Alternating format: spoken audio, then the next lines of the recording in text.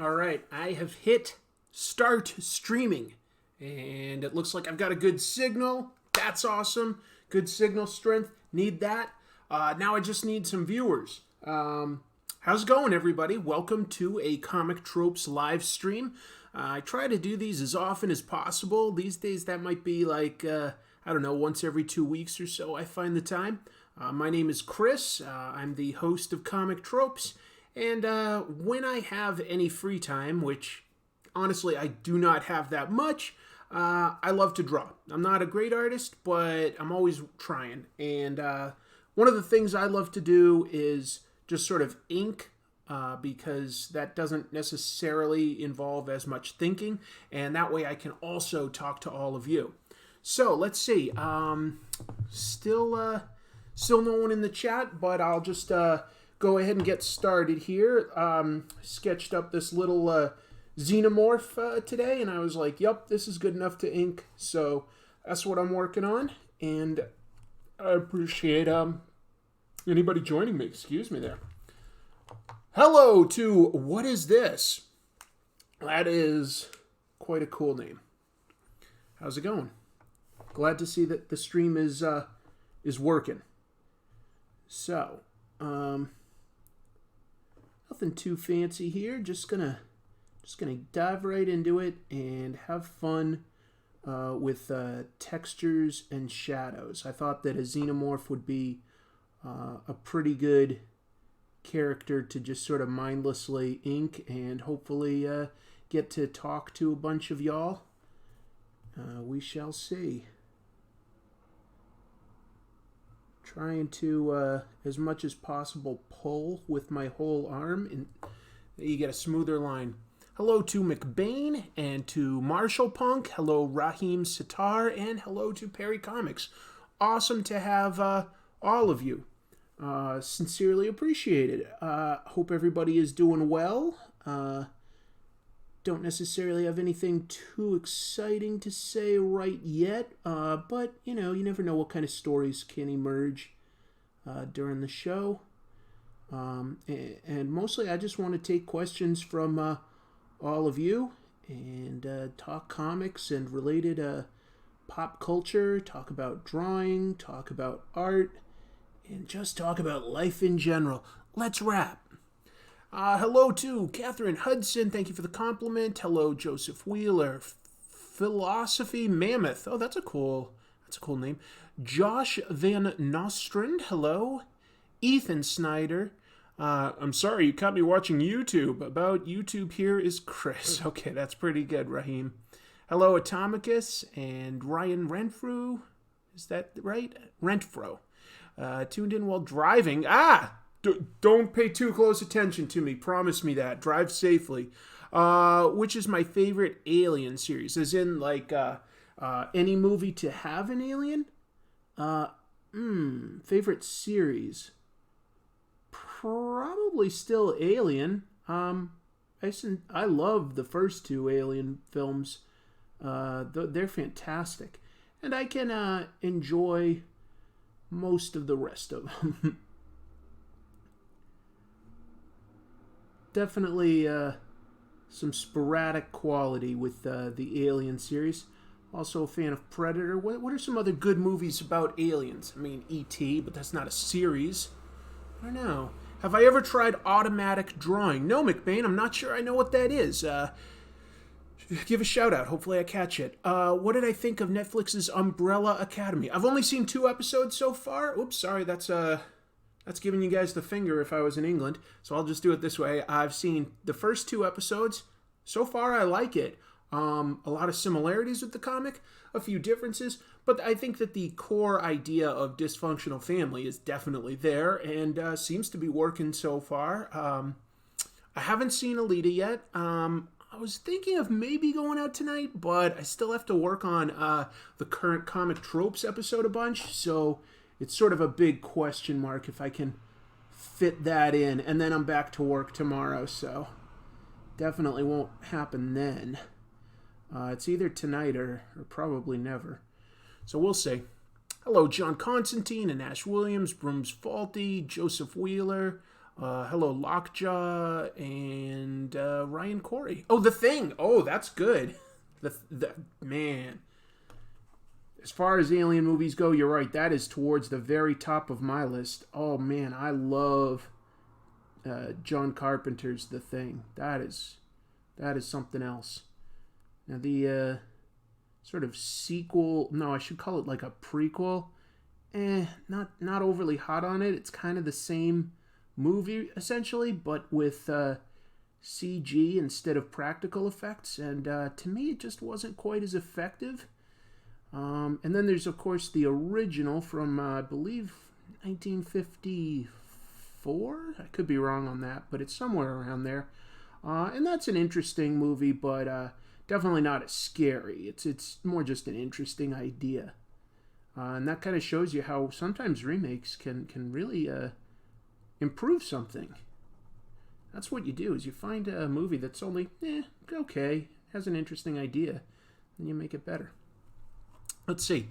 Hello, Sheldon. Hello, Quinn. Automatic drawing is where you don't have an image in mind you draw, you just draw subconsciously.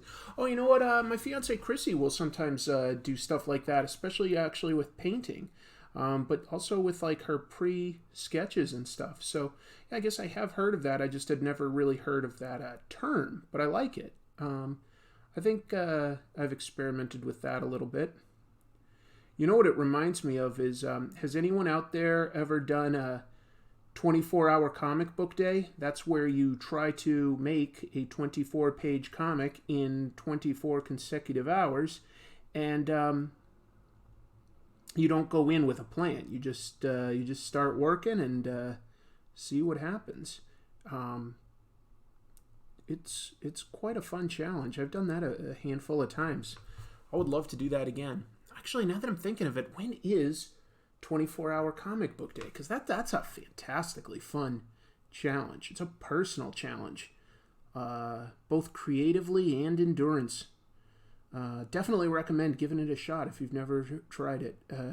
Don't worry about the finished product or your skill level. Just see it as a personal challenge to get through. Hello, Aldi and J. Andrew World. Hello, Debujos and Ellis Grieger. Wow. Lots of regulars and several of my patrons. It's wonderful to see you all. Thank you so much, everybody. The aliens from The Arrival are interesting. That's true. That was an interesting idea. The idea of an alien that the main challenge is communication. I loved that idea. I loved it. I do like sort of hard sci-fi that examines an idea and tries to explore it in the most realistic way available. So I liked The Arrival. I like Denis Villeneuve's films. I'm really excited to see what he does with what do you call it? Dune. I don't know. I'm not exactly a huge fan of the story of Dune. I guess it's sort of an interesting world, but like those books I kind of find depressing personally. I like the original adaptation of Dune because I like David Lynch films, and I love how trippy it is. Like it's constantly you're being exposed to people's inner thoughts and stuff, and I kind of like how weird that is.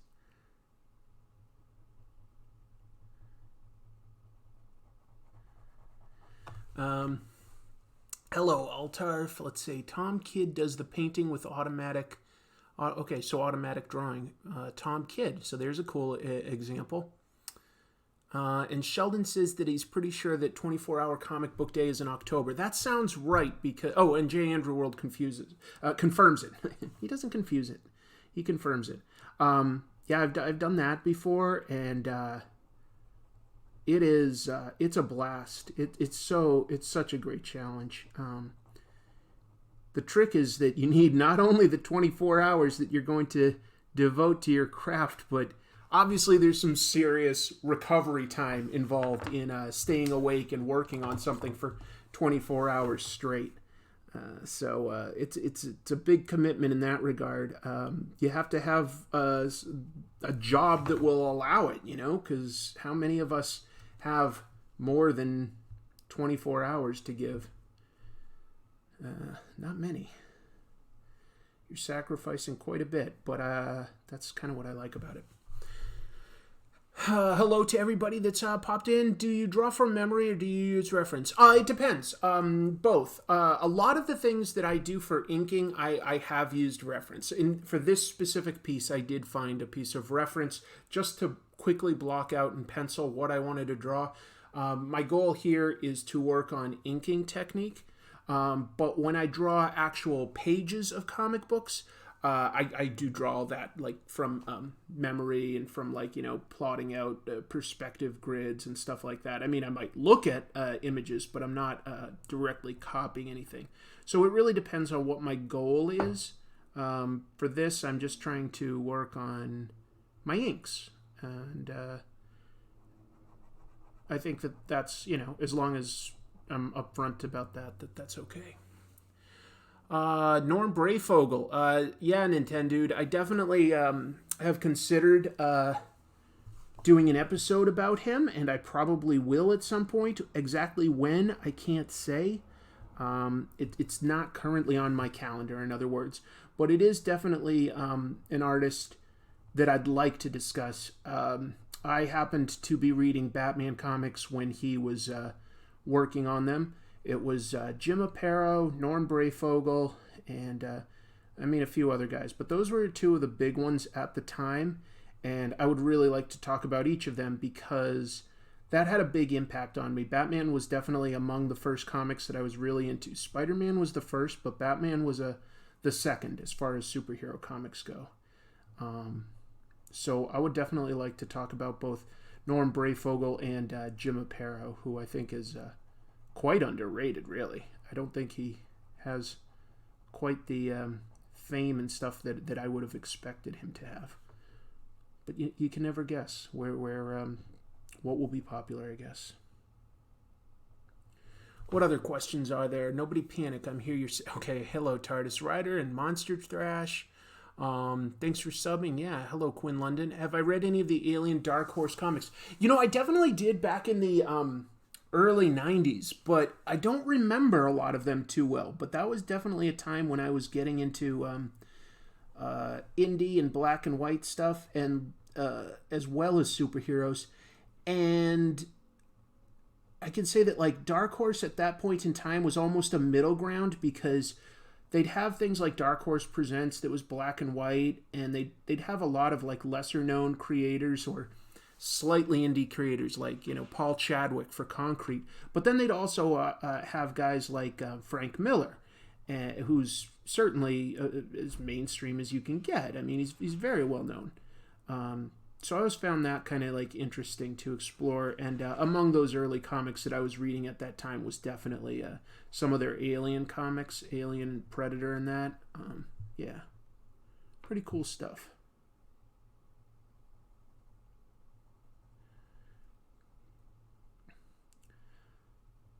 I'm trying to do sort of a mix of what I'm doing with my blacks here. The alien creature has at least two sort of textures. Some of it is sort of smooth and biomechanical, and for that I want to spot my black like 100% black. But then a lot of his, or her, or its form is more... How would I describe it? It's rougher. So I just want to have some empty sort of white in there to indicate like kind of texture and roughness. So right now I'm just sort of, and that's more fun actually for me to just sort of do these scratchy black areas and overlap like little bits of cross hatching. Not that you can make it all out, but I know it's there, and to me that like indicates a roughness. So, all right. Canty Art says, hey, do you dislike when people ask you questions that you've answered before? No, it doesn't really bother me. I mean, I don't expect everybody to have watched everything I've created at this point. Maybe if I had a million subscribers and I was getting hit with the same questions like just constantly, but no, it's not that bad. It's not that bad at all. Somebody asked, what's the worst comic I've ever read? And personally, I really found Civilian Justice. I reviewed that one in an episode to be pretty bad on all fronts. So that would probably be my choice. But you know what? Like, if somebody else likes it, I definitely don't begrudge them for that. I don't think it's completely irredeemable in what it's trying to do, but I think the execution is just terrible. Yeah.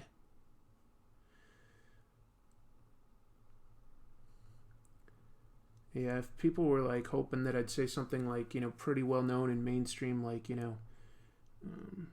various Spider-Man or Batman comic, like those can sort of offend me with how bad some of them can be. But usually they at least have like some pretty damn good art because it's mainstream, and Marvel and DC have money to pay for top tier talent. So there's usually at least some sort of redeemable quality on some Marvel and DC things. Like, yeah, it's usually either the writing or the art is bad. It's not too often that they're both like offensively bad. My cat wants to come in, and I don't really want the distraction. All right, let's see. What are your thoughts on underground mole people secretly ruling the world from the chasms down below? I mean, the same as everybody's opinion. Wish they'd knock that off. We all could use the break, right? Damn mole people. I at some point I'm going to review a comic by Neil Adams. And Neil Adams is a very important creator who in the 70s drew some really gorgeous comics. Some awesome stuff on X-Men, some amazing stuff on Batman. But he's also kind of a weirdo. This relates to the question I was just asked. He believes in like this weird theory about the Earth constantly growing from the inside. And it's just this bizarre conspiracy theory that I can't quite grasp. So once I understand what he's trying to explain a little bit more, I'm going to review one of his more modern comics, because he did a really weird one called Batman Odyssey that is incredibly meandering and has some hilariously bad dialogue. That'll be a really funny episode, I think. But it will. I think it'll be fun. Someday. I don't know if you've been asked this, but have I watched any of Umbrella Academy? I have been asked. I've watched the first 2 episodes. I enjoy them. I enjoy it. What do I think of online pornographic artists? They're pretty common, and I'm friends with 1 or 2 who get side income through it. I'll be honest, I'm not too aware of that. I mean, I guess I'm aware that like there are people that draw pornographic stuff, and I would assume that they're doing it to get paid here and there, but it's not really the world that I'm traveling in. It's really hard to say. I mean, I wouldn't want like that stuff to get in kids' hands, and I hope that it's not like, it's got all the normal caveats that you could sort of have with porn. Like I'm not into anything that endangers like, children. I'm not into stuff that harms animals. Basically people that can't, and beings that can't give consent. But beyond that, if someone like, enjoys an image or a drawing of a naked person or character, it's like whatever. I mean, that's your thing. It doesn't hurt me. I don't really get it per se. I find beauty in drawings and art, but it doesn't necessarily turn me on. But the mind is a strange thing, isn't it? We don't really know how what exact triggers make people develop in different ways. What do you think about the Earth X universe? I haven't read that full thing. If you're talking about the Alex Ross creation, Earth X, so I'm not. If that's the one you're talking about, I'm not overly familiar with it. But I am planning to do a Alex Ross episode at some point. I mean, he's a pretty important creator, so I feel like I've got to address him. But I don't think I'm as big a fan as most people out there. So we'll see. That one might be a little controversial, I suppose. I've actually got a friend here who grew up with him, was good buddies with him growing up. He sounds like a really nice guy. In interviews, I think he's definitely like, a huge fan that wants to do his best for comics. And I like some of what he's created. I really do. I think he's a little too beholden to reference, actually. And I know that that's part of what makes him appealing, and sometimes it looks good.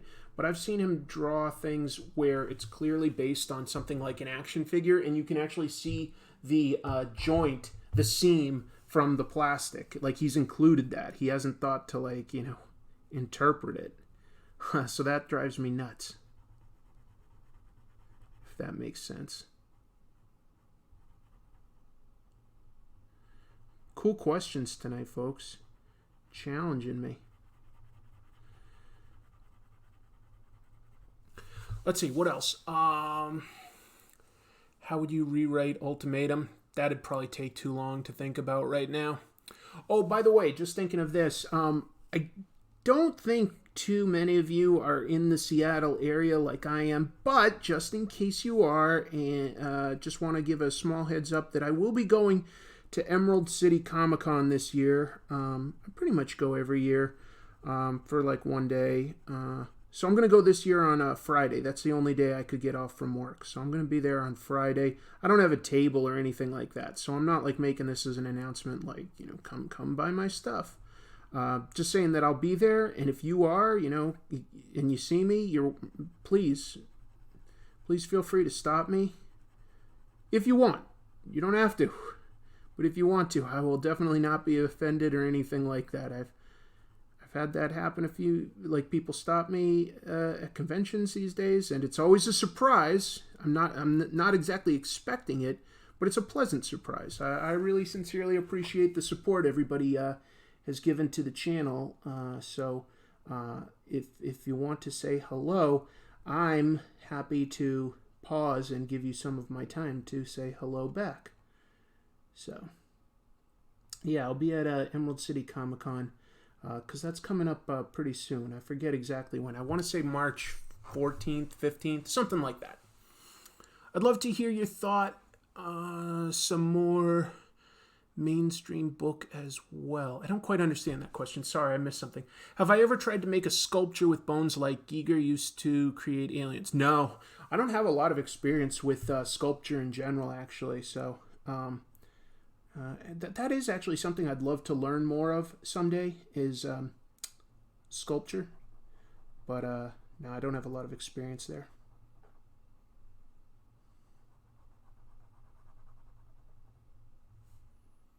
Cool question, thanks.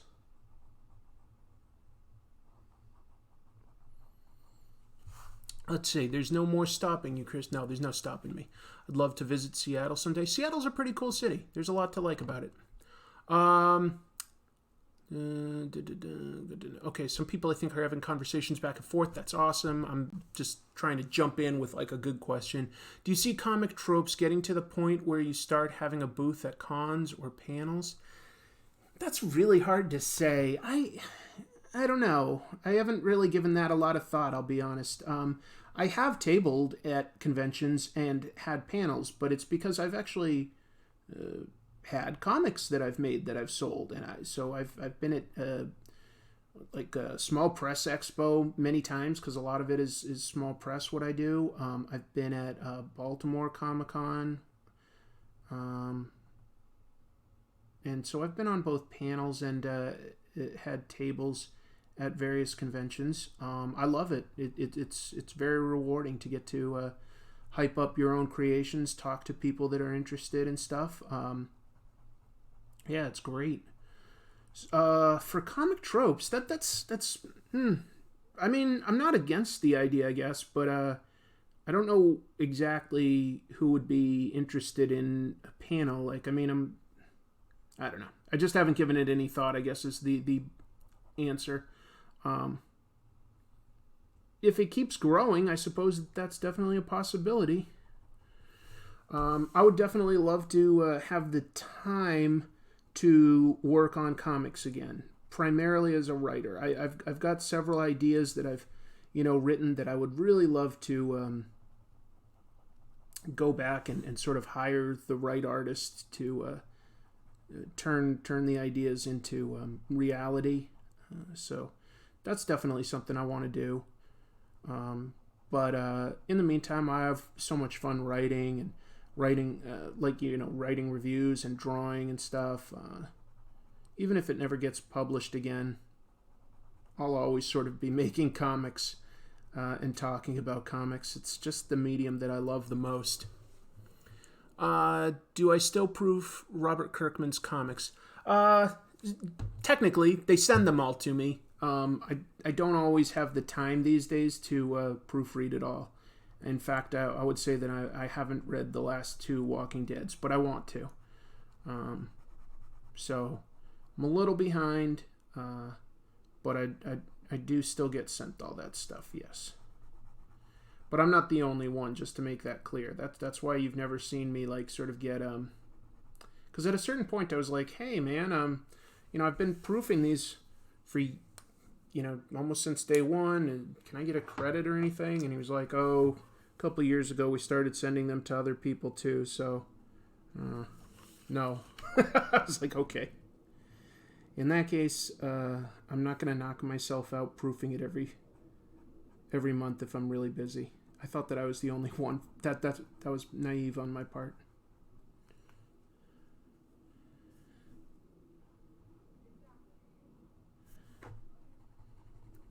Just got a sort of what do I call this? It's a pen I got in Japan. It's essentially just a brush pen by a company called Tradio. Pretty nice for just dropping in some darker blacks with a thicker line.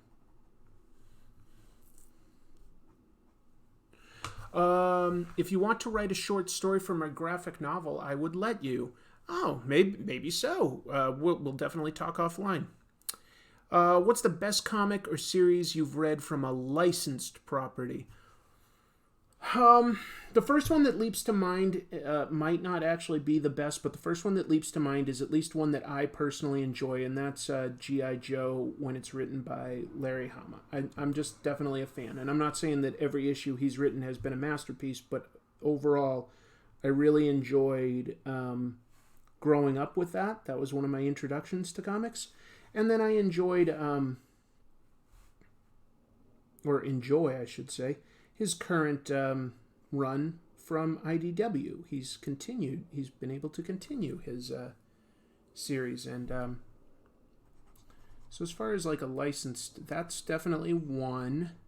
There have been some good Godzilla and Alien comics. There have been some good Predator comics. And if you want to see like a really fun one, it's got artwork by Walt Simonson, at least on the covers. I'm trying to remember if he did the interiors. I don't think he did, but Terminator versus RoboCop is pretty cool. Do a panel in Boston. Hey, I'd love the excuse to come back to Boston. That's where I'm from. So yeah, if I was offered a panel in Boston, I'd definitely give that some serious thought, just for the excuse to visit home. That would be fun.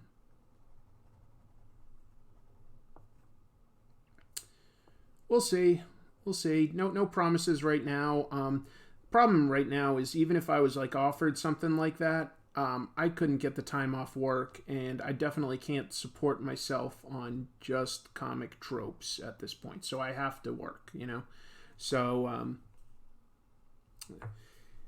I can't go to like every convention that I want to. I couldn't go to this past year's New York Comic-Con, even though that's one I've always attended from day one, in the past. That's one of my favorite big conventions to attend, but couldn't this year because I couldn't get the time off work. So that's frustrating, but that's life.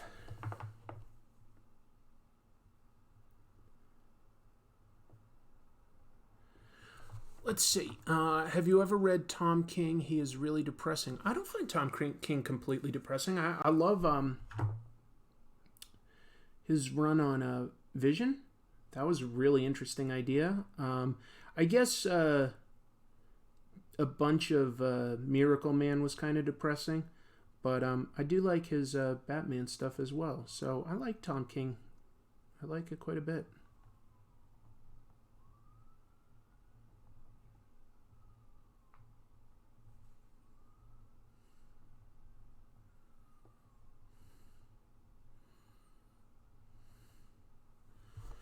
Let's see. This looks awesome. What's your opinion on Alien 3? Alien 3 is sort of an interesting failure. I don't really mean that in a totally negative way. Like, it's entertaining sort of for what it is. But when you see all the various things that it could have been, I'm sort of disappointed. I don't feel like it really... It definitely took the story in a different direction. I give it that. It's just not really the direction I would have wanted to go in after they really made us fall in love with Hicks and Newt, and it was just really depressing to lose them. It just wasn't what the filmmakers had in mind for what actually became Alien 3. I like what they did with the actual alien in that. I thought that was pretty cool. Visually, there's a lot to like. But then you see like the ideas for it, like when it was, instead of being set in a prison, like it would have been set in this sort of massive like church-like castle. It was like some sort of like massive spaceship or small planet. That was really interesting.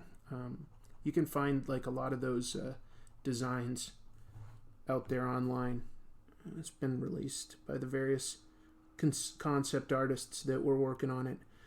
So I guess I sort of feel like it could have been cooler, basically. It could have been cooler.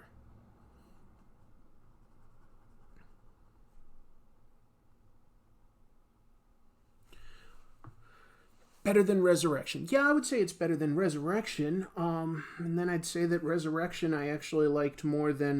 what was the first one Ridley Scott did when he came back? Prometheus. Prometheus, I don't know.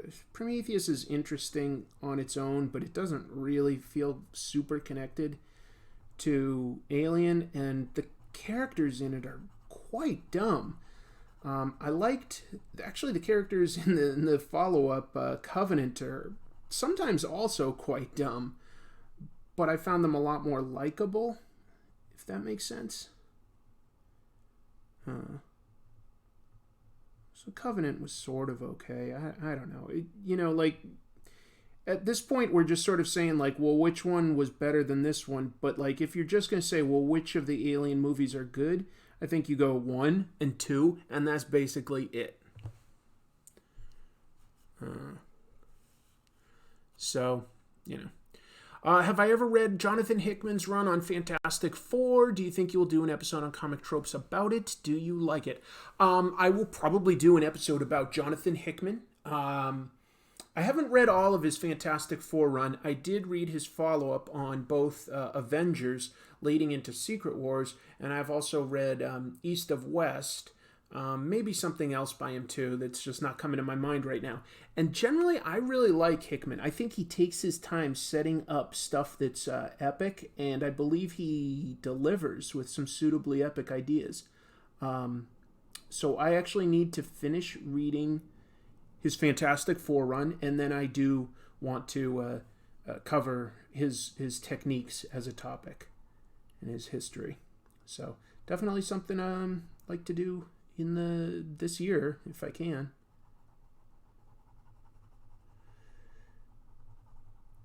As you can see, a lot of what I'm doing is not really necessarily like hard. Like almost anybody could do this. I'm just sort of spotting blacks. It's a little bit of feathering and texturing, deciding to put a cross hatching here or like try to drop a big shadow there. So there's some decisions going on, but it's not necessarily hard. It's just time consuming, but that's what I wanted, so that I have got time to look up and take questions from all y'all. All right, what else? Resurrection is good if you pretend the other movies don't exist. Yeah, I think Resurrection is still sort of fun on a weird, dopey level. Like Ron Perlman is pretty entertaining in that movie. There are a few sort of pretty sequences. I don't hate Call, the character played by Winona Ryder. But it doesn't really compare to the other films.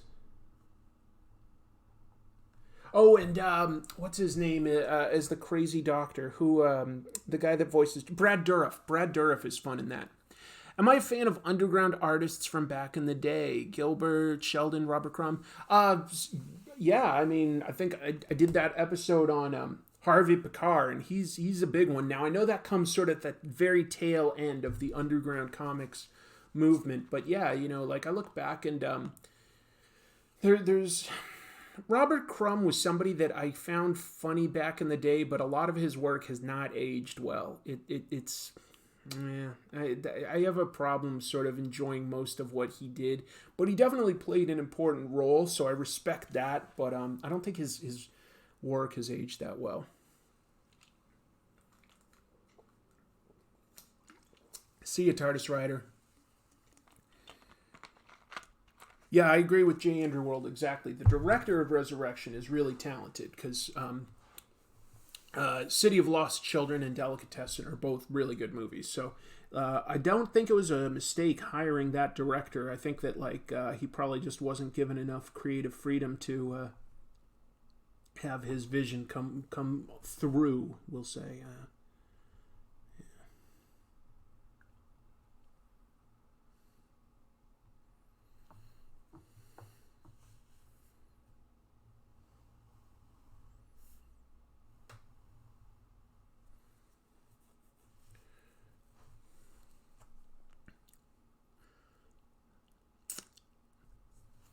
Charles Dutton's Dylan is my favorite character from the Aliens franchise. Well, I can respect that. I feel like I haven't seen Charles Dutton in forever, but that guy's a good actor. He was interesting, man. Hadn't he actually spent time in prison before he became an actor? I think he did. What an interesting long, just a ton of life experience before he even sort of started in the career that was his calling. That's kind of interesting.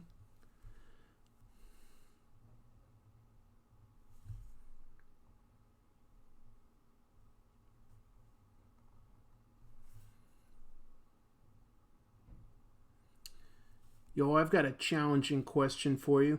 What's your favorite song that was from a movie?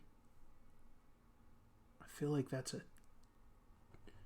not something everybody has on the tip of their tongue, a song from a movie that really made an impression on you. If anybody has one, spit it. That's right, Charles Dutton did have a role in Luke Cage Season 1. That was cool.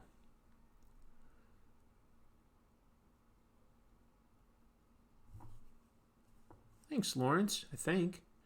Do you ever go through days where you don't or want to or can't draw? I definitely go through days where I can't draw just because I'm too busy. So, that's definitely a thing that happens plenty. A day where I don't want to? I kind of always actually want to draw now. It can be challenging. I definitely have days where what I want to create isn't what's sort of coming out. My pen isn't... creating what's in my brain, but I kind of always want to draw. I find it very relaxing and I don't know, therapeutic in a sense.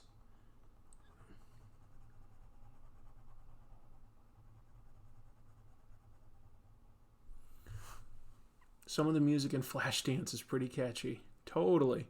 He Loved Me from Popeye. And Lady Gaga herself is here. That's awesome.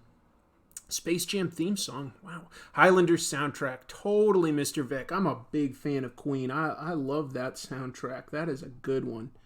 Who Wants to Live Forever can sometimes get me teary-eyed. That's a great song, but everything in that is fun. Princes of the Universe. Yeah. It's probably trendy to like Queen these days, isn't it? They're pretty campy, but Freddie Mercury's voice was amazing. I'll put it up against anyone who's ever sung, is like, in terms of what he was capable of. So I've always been a big fan of Queen for whatever reason, like as long as I can remember. But I haven't seen Bohemian Rhapsody yet, now that I think of it. I haven't seen it yet. I'm curious. I'm definitely curious. But I haven't seen it yet. I hope it's okay. Oh, next, let's see. Sunday is the Academy Awards. So forget music real quick.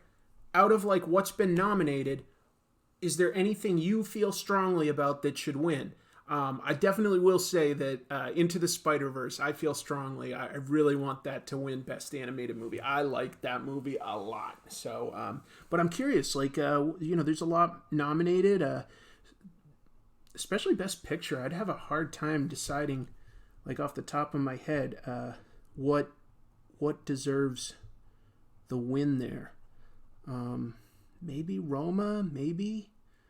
It's really hard to say. I haven't seen Black Klansman yet. I am curious about that one.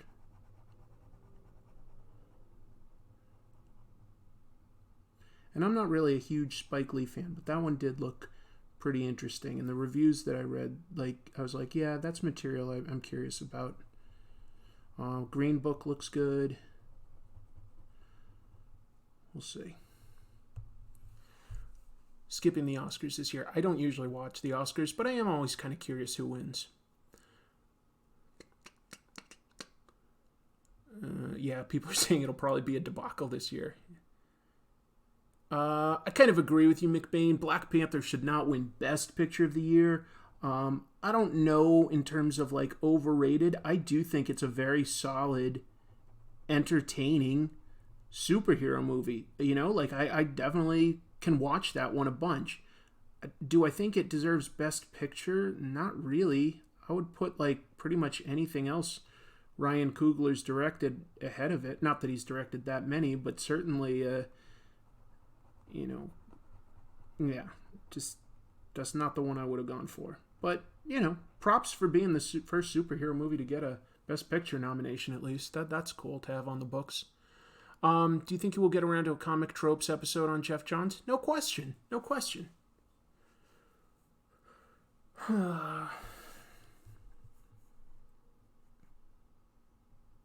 Yeah, he definitely deserves analysis. There's some stuff about Jeff Johns I like, and unfortunately plenty that I personally don't. I think I get why, he's popular. Doesn't always work for me personally.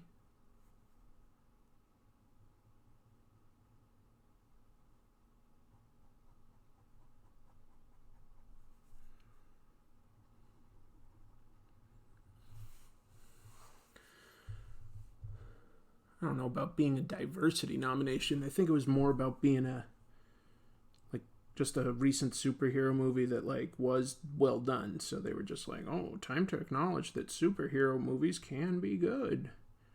It's just kind of a late acknowledgement that some of them are really good. I would have gone for something like Winter Soldier. I really like that movie, but whatever.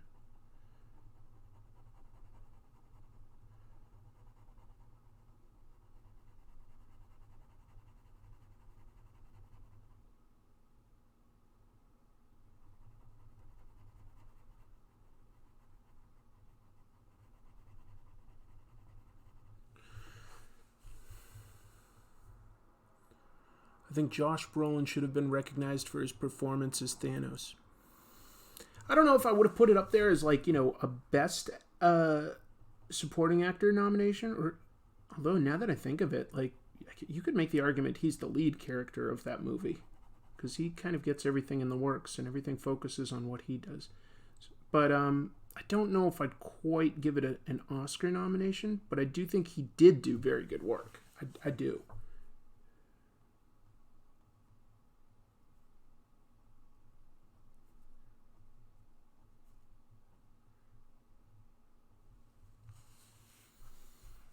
Logan was fantastic. Have I seen the movie Hereditary? I totally have. I like it. I like it a lot. I'm a big fan of horror. I was reading an interesting article today that said that people with like depression and anxiety can often really enjoy horror because of just sort of feeling in control of that. And as somebody that does have to take medication and fight my depression quite seriously, I found that to be quite true. The idea that maybe that's part of why I like horror so much is I do sort of feel in control of how much I'm being exposed to. I mean, I've never flinched or looked away from a horror movie, but there's just the control of knowing that it's not real, I guess. So there might be something to that theory.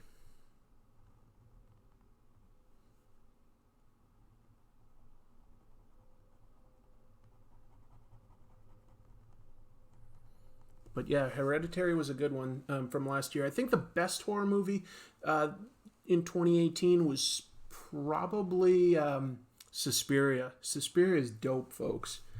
Don't sleep on that. That is a good movie.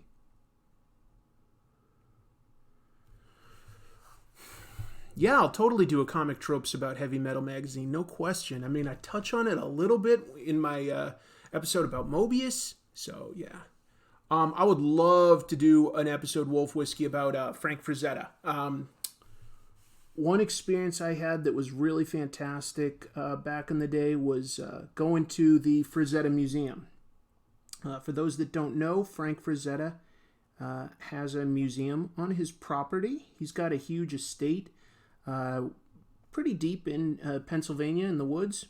And his gallery is not huge because it's just his work, but it's got, a bunch of his paintings, just wonderful, sort of frames and lighting. And the day I went there was towards the end of his days, and he was pretty sick. So he himself was not there, but his wife was, and she sat down and talked to my friends and I and answered all sorts of questions. She'd been with him since forever.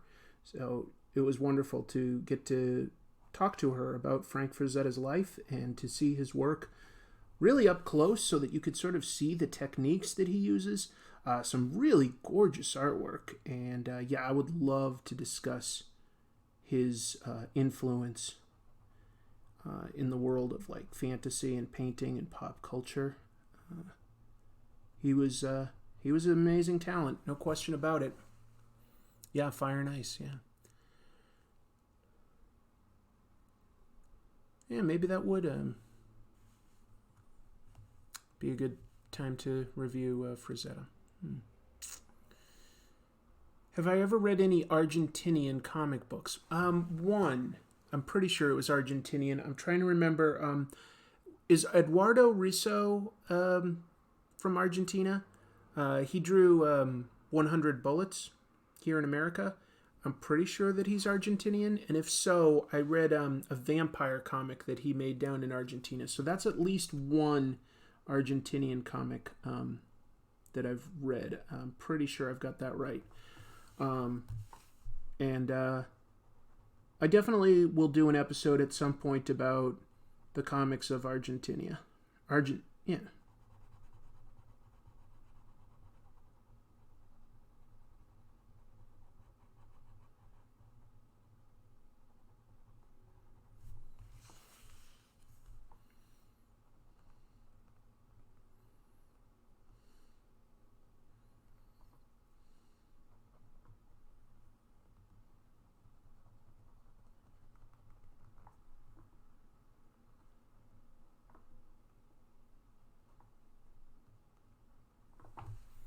What else?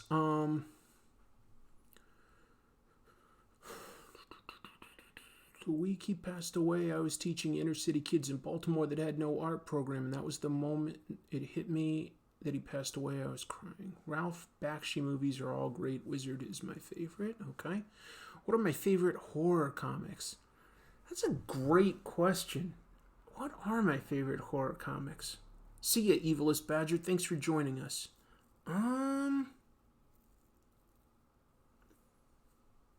No, I haven't read Crossed Evil Cone. Chrissy has. What is it? I mean, well, okay. The original things like by EC, of course, are definitely worth reading. Like Vault of Horror, Tales from the Crypt, all that stuff is definitely worth reading. And I had I'm really proud of the episode I did on that one. It's not for everybody, but I'm really proud of that episode.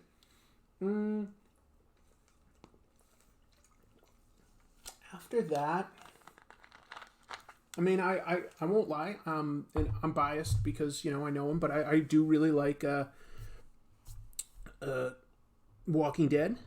But what else is good horror? I know I've read a bunch, and it's just not coming to me right now. I hate that, effect. Whatever. There's got to be a name for it. When you're asked a question and all of a sudden your mind just goes blank, like normally you could answer it, and then just for whatever reason... Oh, you asked me? Well, now I definitely can't remember.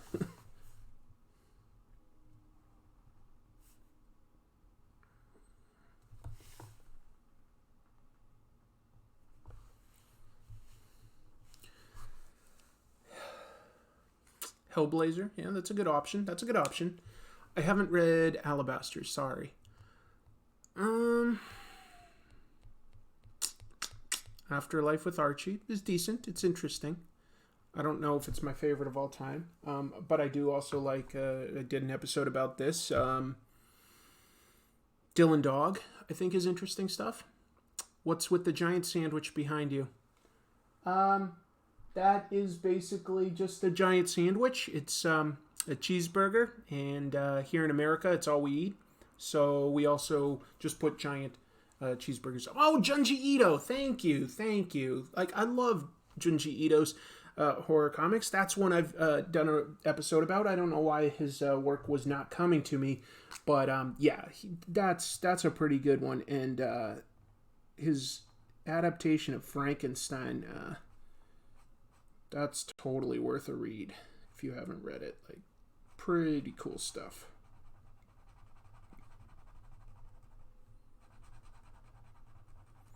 Let me throw in some deep blacks in here and see where we go from there.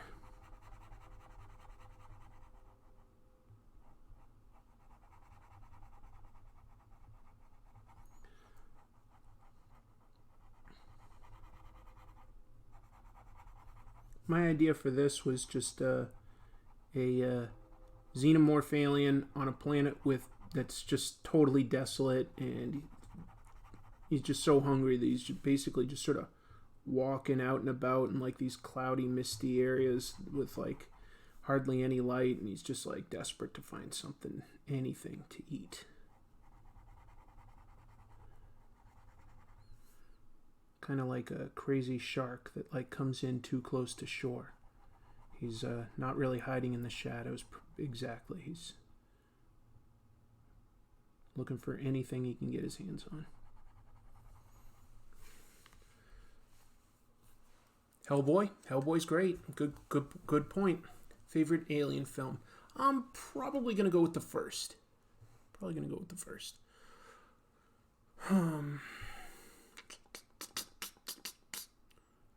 This looks like the alien from Alien 3. Well, the alien from Alien 3, yeah, maybe it's because of like sort of how his legs are drawn here, but like Alien 3, I think that all these legs are a little shorter, and he's like basically just there on the ground.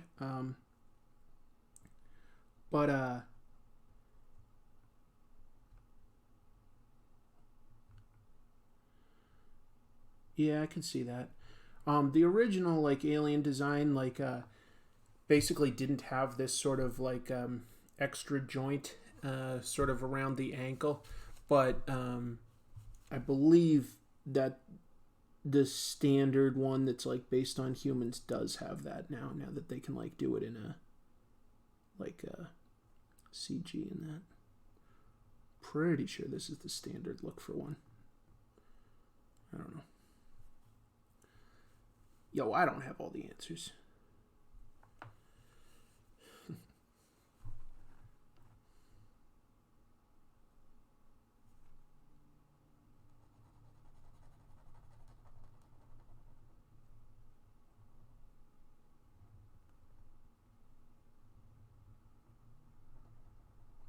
I'll look up a question in just a minute. Just filling in this black area.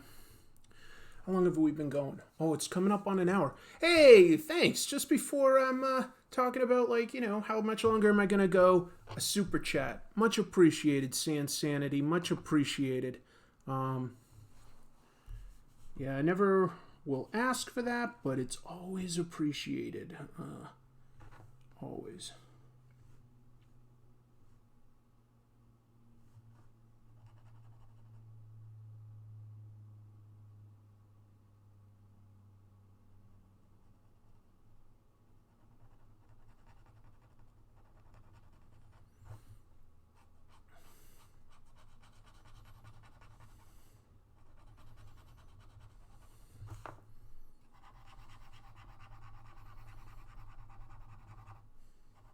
I would love to get to the point where, you know, the channel is enough to support me.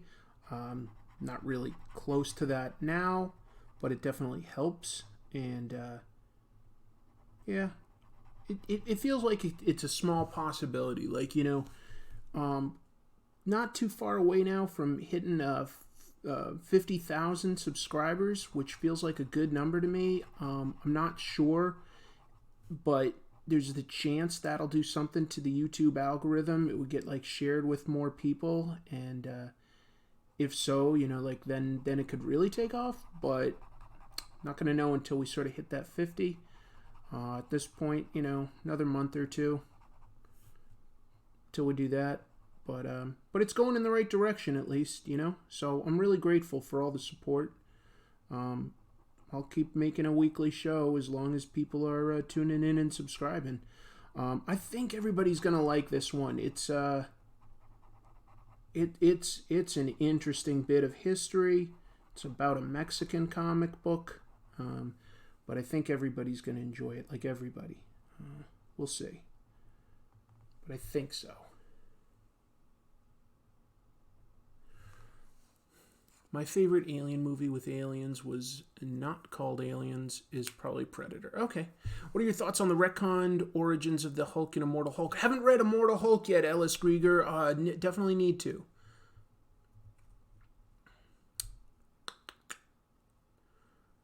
Isn't it hard to make money off of YouTube? Absolutely, it's hard. But you do make money the more subscribers you have, and the more people are watching your videos. So it's possible. It's not easy. It's possible. But I would say that if I had 100,000 subscribers, it might be possible to do it full time. It's hard to say because, you know, not everything scales exactly how you'd expect it to. So it's hard to know what the magic number is for your particular channel. You know, like channels that like only put out content once a month might be more popular and have like way more views. Channels that like, you know, put out tons of content may have less views, but they've got more content. There's channels where people will watch longer. There's a lot of weird things that happen with like the YouTube algorithm, but I think somewhere around 100,000 subscribers I could at least consider doing it full time. If I could do it full time, I definitely have ideas for a lot more comic book related content that I'd be able to provide that I'm sure people would like, including like interviews and some other interesting ideas. But who knows? You can't help but think about it when you know, are working on your channel like pretty much every day. You can't help but think about it every once in a while.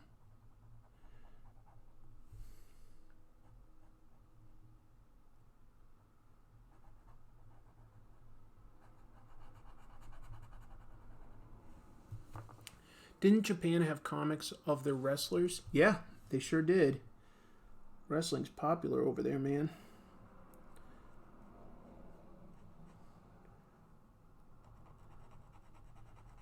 I went to the New Japan Pro Wrestling store the last time I was in Japan. That was interesting.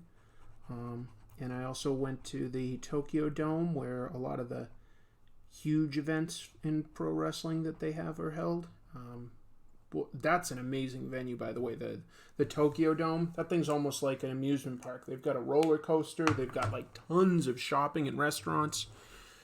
You could see me getting to 100,000 subs quite easily. I don't know, man. I think it's been almost 3 years since I've been doing this, so not quite halfway, but we'll see. Definitely increases faster and faster the longer I've been doing this. Yep. Tiger Mask had a successful comic, totally. Would you ever do a Cyber 6 review? I don't know Cyber 6. That's new to me, Grieger. Well, I'm glad you found my channel too, watchful and harmonious subscriber. Hey, thanks, Mandela Butterfly. That's so nice. And Juan Pablo sends a hug from Brazil. Hug. Yeah, I seem to have a good amount of subscribers from South America, and it has not gone unnoticed. I'm definitely trying to consider what types of content would be something that, would potentially be of interest to my viewers down there, as well as, my viewers everywhere. And to that end, I really do think that this episode this week will be one that's pretty fun for everybody. Like I say, it's a Mexican comic. And at some point, I'll definitely talk about Eduardo Risso. I'll talk about some Argentinian comics. So it's definitely something I've got in my mind. And I think anybody that's been watching this channel for a while definitely knows that I like to discuss international comics from time to time. Probably will be doing a little bit of international stuff in the next few episodes. I don't know if I'm quite doing it as a theme or if it's a coincidence, but I think the next 2 episodes I'll be doing are types of international comics, I think. I haven't looked at my schedule to confirm that, but I'm pretty sure. But I always mix in, mainstream stuff and indie stuff, old stuff, new stuff, foreign and domestic. I want a good mix of comics so that, hopefully introduce some new stuff.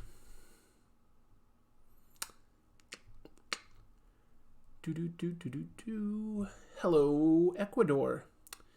Channel is one of the few that covers a wide spectrum of different and lesser well-known comics, which is very refreshing. Thanks, Lucas. Let me see if I can remember what here. Let's see. I'm trying to remember my script from the current episode. Oh, hola, mis amigos. Me entrate... no, that's not it. Let me see if I still have my script on my phone. No, I don't. Let's see. No, I can't remember it. I'm sorry. Hablando de eso, hablemos... Cómico México, El Sorprendente Hombre Araña. Few of you might have picked that up. If you did, don't necessarily give it away.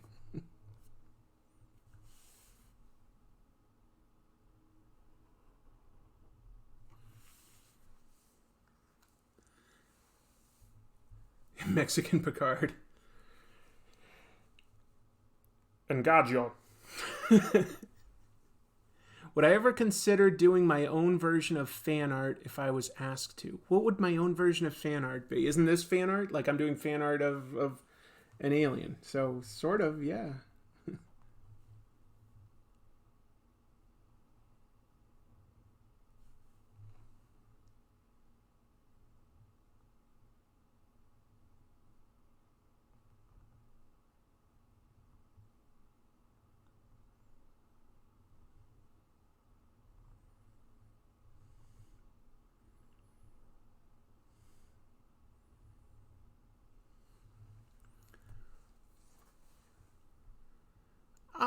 I'm not exactly having a great week, Zan, but I certainly appreciate that. Hello from Honduras. This is amazing. How many viewers are from Central and South America? That's very interesting. Apparently, this has been educational for me, learning that there are so many fans of comic books down there. Like some countries I knew were into it, but others I wasn't. I didn't. Like I knew that Mexico was into comic books. I knew that Argentina likes comic books. I didn't necessarily know some of the other countries. I didn't know Ecuador or Honduras. I didn't know that was a popular thing. That's really interesting to learn.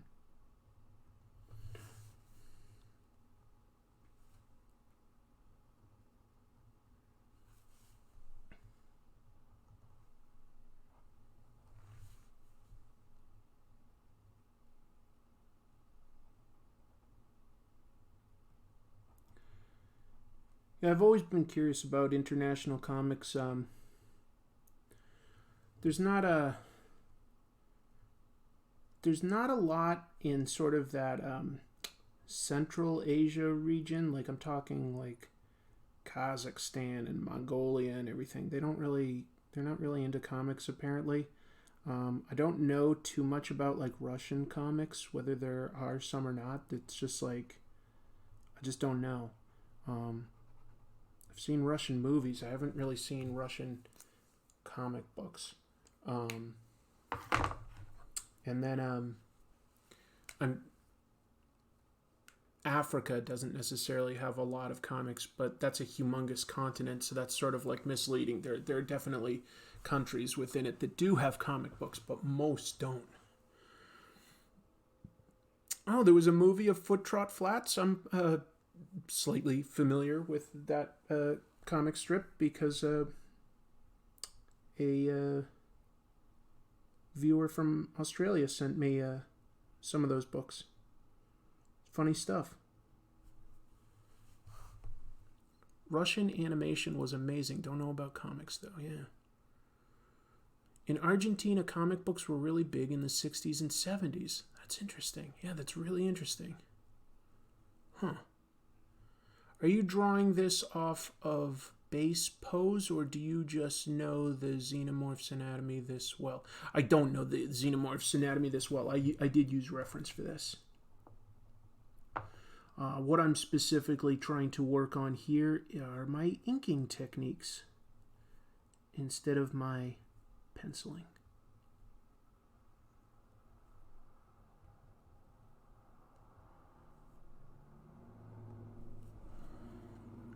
Captain Canuck. I have a Captain Canuck comic.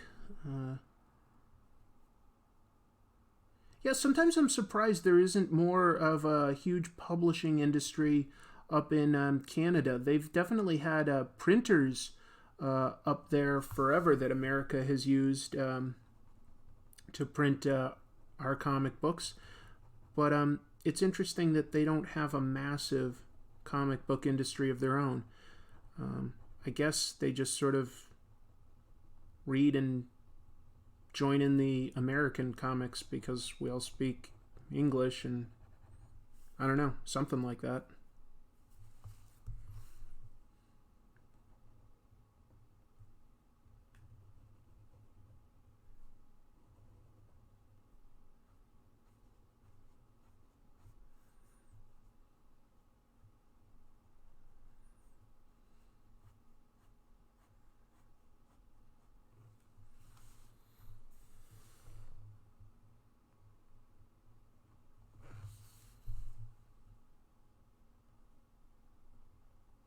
What other questions?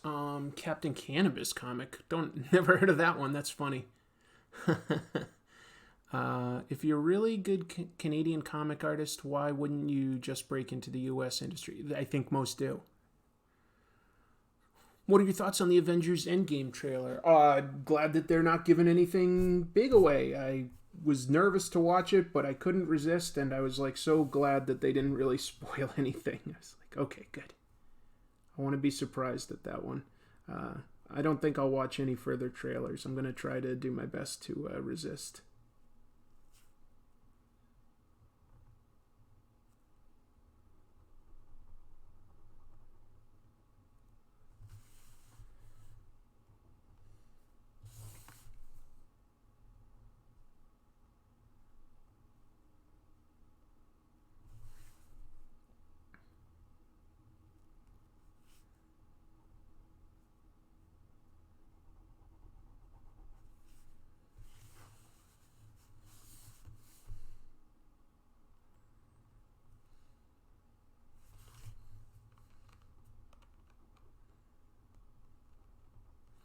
Sorry if I went quiet there. I guess I just started to focus on where I was going to throw in some shadows. I'll be right back with everybody in just a sec.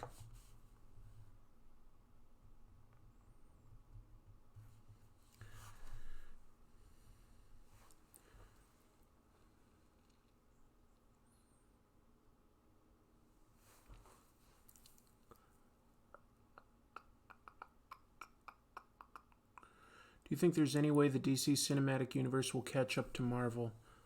Yeah, I do, because I think at a certain point there'll be too many movies for people to really have kept track of in the Marvel Universe, and I think that they're going to have to reboot it. Even though it's really successful, when you think about it, they're going to be losing some of their main stars. Chris Evans and Robert Downey Jr. and Chris Hemsworth, they're all going to be sort of going off. Who knows if we'll get any more Spider-Man, if Sony will renew that deal. Personally, I don't think they will after the success they've had with things like Venom and Into the Spider-Verse. They might not need to keep collaborating with Marvel Studios.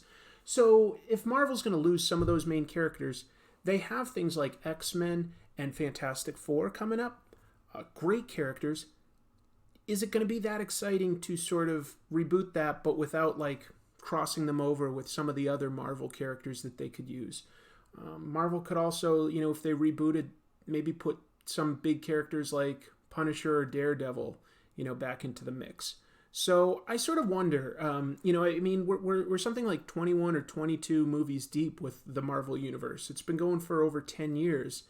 And I think that the general public could start to lose track of any continuity that would be meaningful at a certain point. Comic book fans are used to loving continuity, but I don't think the mainstream public wants that sort of responsibility of remembering oh, that's right, 5 years ago, Black Panther discovered vibranium and adamantium can merge. I don't think that the average person will want to do that. So I see Marvel needing to reboot at a certain point, and DC probably needs to reboot too. Wonder Woman and Aquaman are doing fine, but if you can't get Superman and Batman right in that universe, that feels like a huge missing chunk of what's important to them. How many versions of Flash and Green Arrow do you want to have out there? Do you want to have both a TV show and a movie version competing? I don't think that's a great idea, personally.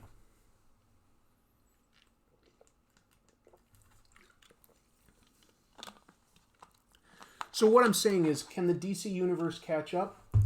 Yeah. Just give it time. Let's see where we are, for instance, in 5 years.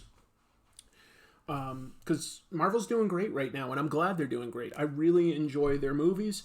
Personally, I am totally excited for Captain Marvel and Avengers Endgame and Spider-Man.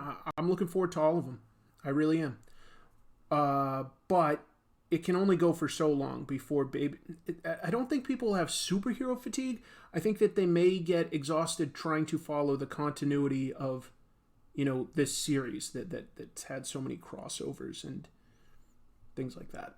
Hopefully that makes sense. And it's going to be important to DC to reboot at some point so that they can use Superman and Batman and their best known characters.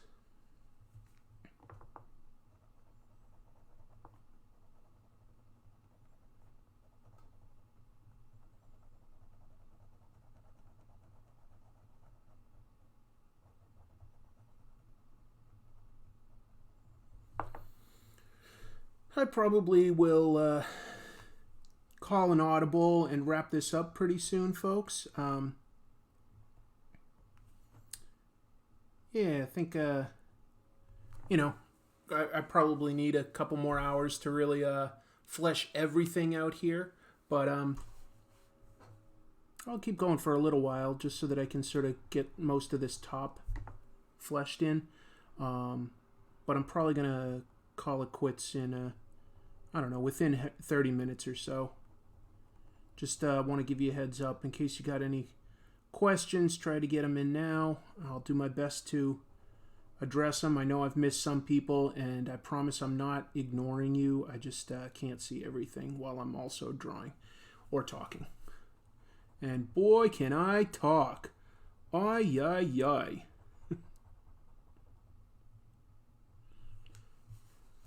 Drawing the Xenomorph is ambitious. A very hard to draw monster. It's not so bad. I don't know. I love it.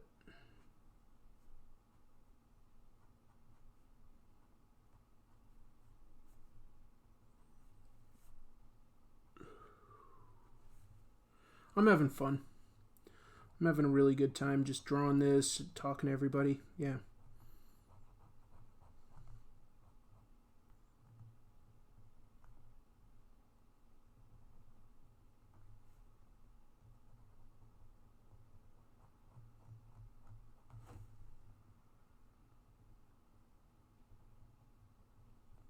All right, let's see. Batman versus Alien is not that bad. Yeah, I agree. Batman and Superman versus Alien and Predator is bad, but the rest of their sort of individual crossovers are decent. Does Thanos in the Infinity War comic pass the Bechdel test? Almost definitely not.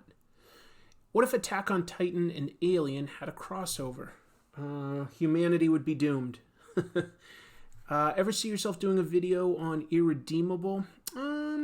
Hard to say. Is that Mark Millar? No, wait. Yeah, is that Mark Millar? I can't remember.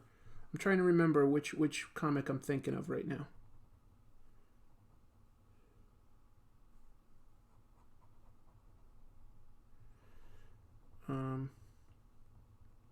Maybe.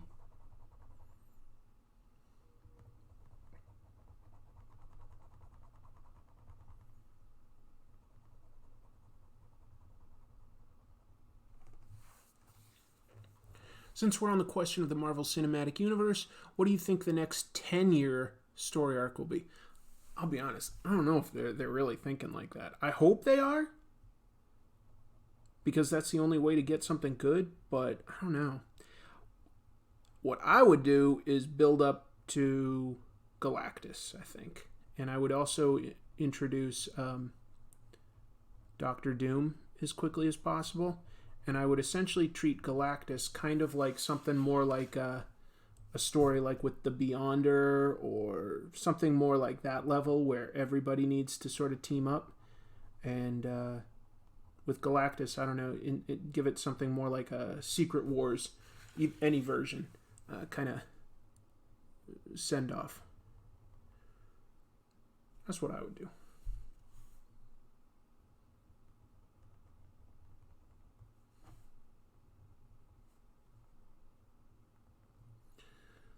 But I don't get to make those decisions, so it doesn't really matter what I think, does it?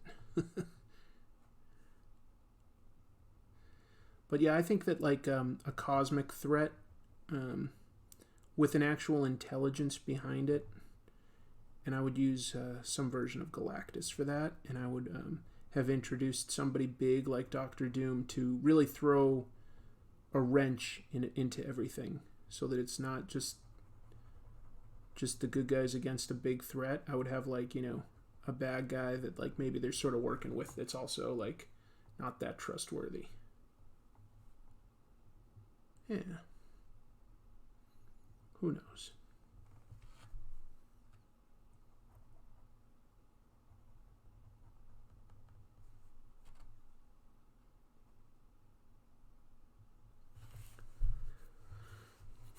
Space Cloud Galactus, nah.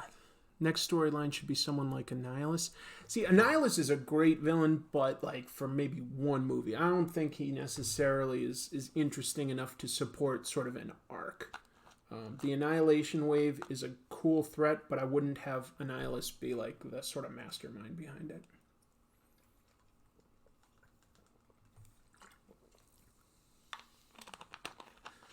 Yeah, I think that, like, building up to something like Secret Wars would be pretty cool, and it would give them an excuse to essentially reboot things in continuity.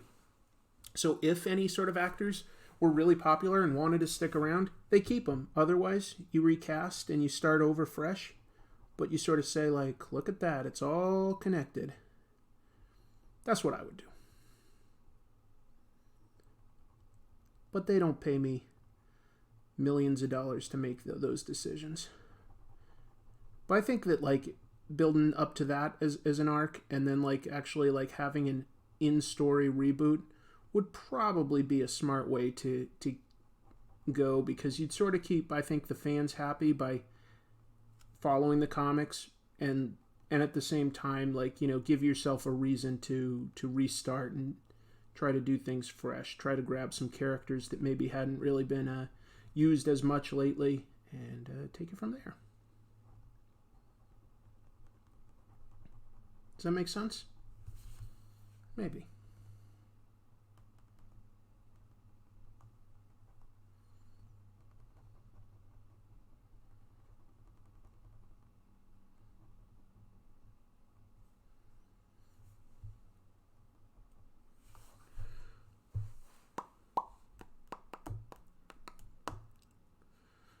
Boo, boo, boo, boo. Paste Pot Pete should be the massive threat to the MCU, a 10-year arc setting up his paste.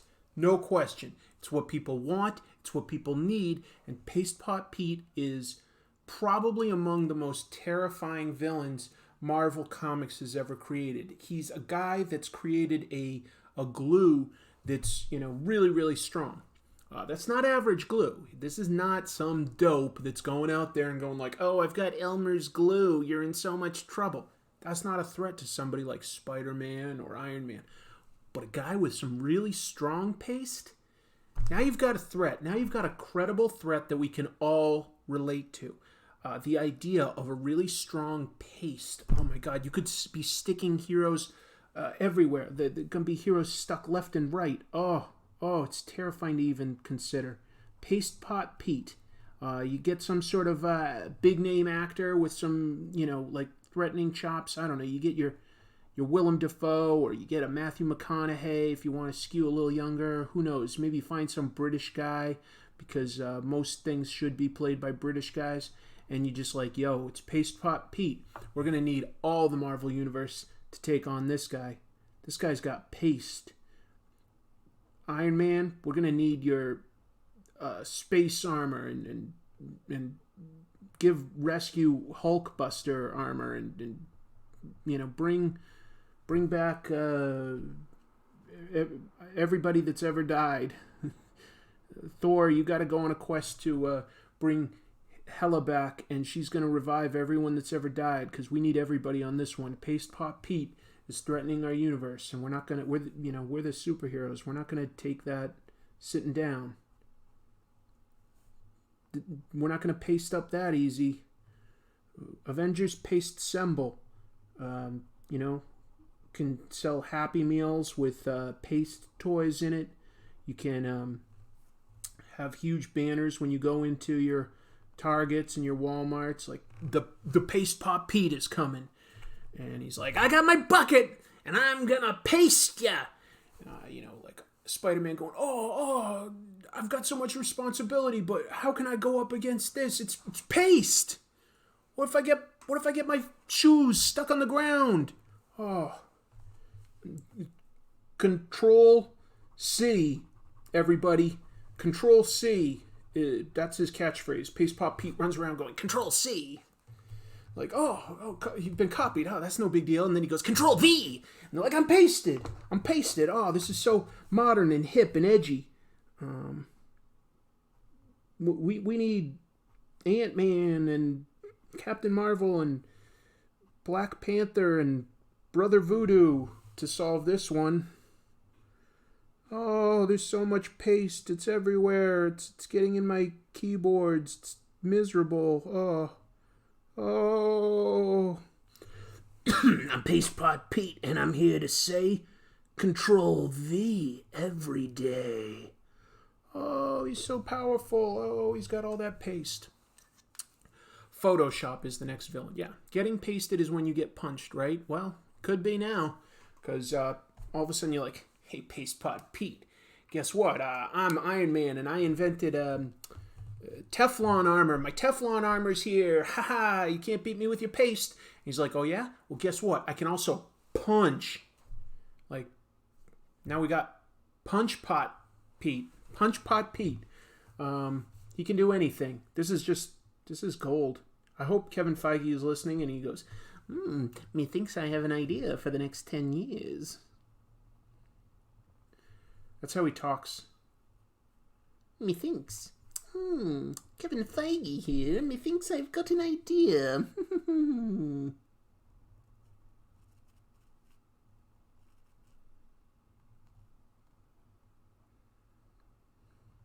What do you guys think?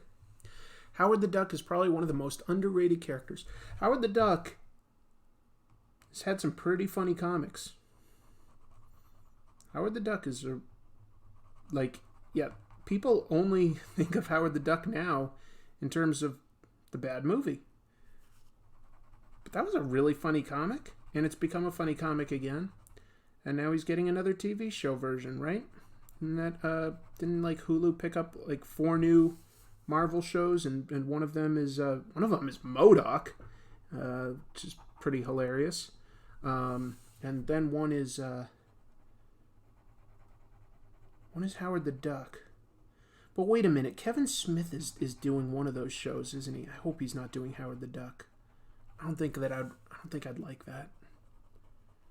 I don't know. Maybe I feel like Kevin Smith is a good hired hand as a director these days. If he does an episode of Supergirl or Flash, he does fine.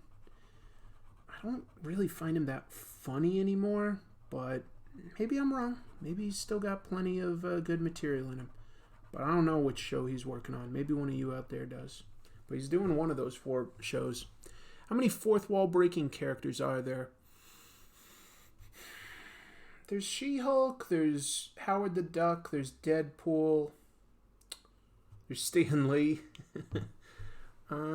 He is doing Howard the Duck. Yeah, James Gleason.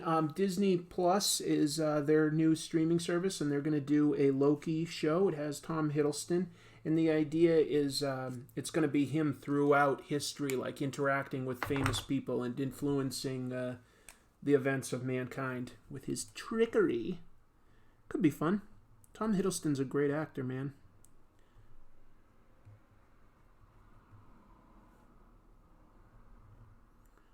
I watched him in both High Rise and was it Crimson Peak, I think. He was pretty damn good in both. So maybe a Loki TV show could work. And he's not in Asgard. He's going to be sneaking out and messing around on Earth throughout history. So kind of gives you a pretty wide berth to not have to introduce anybody else. We'll see. I don't know if it's what everybody wants. That's the only thing.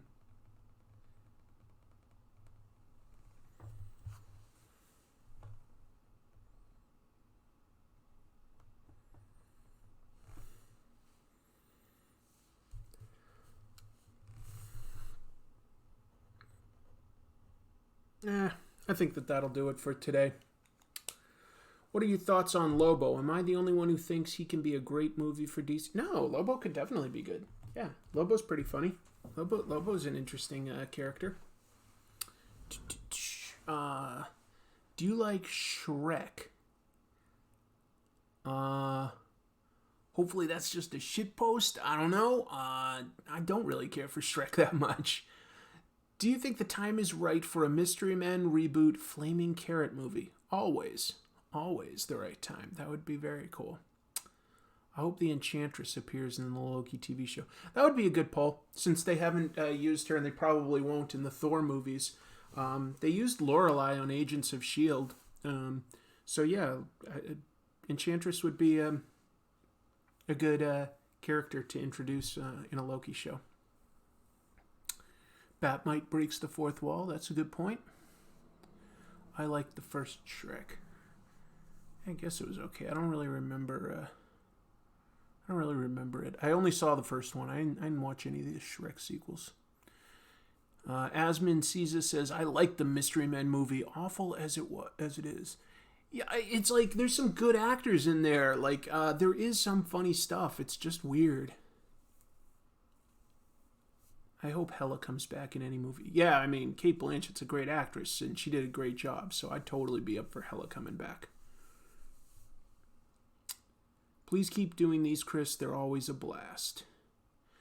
You know what I want to figure out, guys? I want to make like some sort of a Comic Tropes t-shirt, but I don't really have any catchphrases or anything that I can think of that would like make for a good t-shirt, but I feel like that would be kind of fun, is to make a comic. Like, I've got one that's available. It's basically just the logo.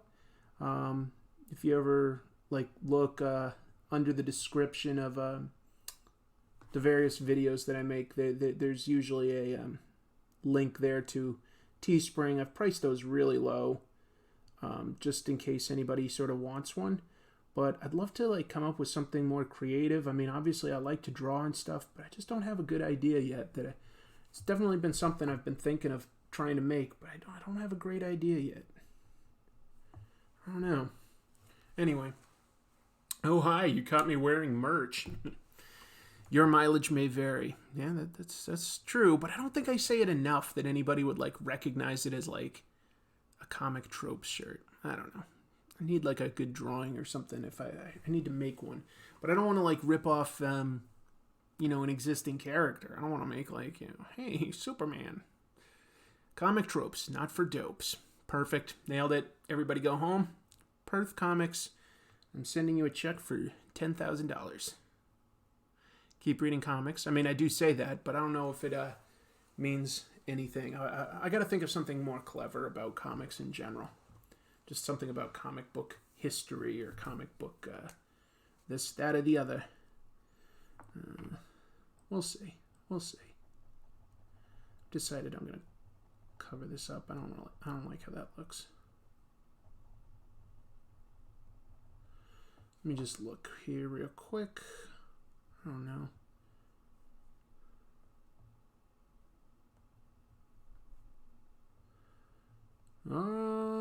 Yeah, I think that'll do it for this episode.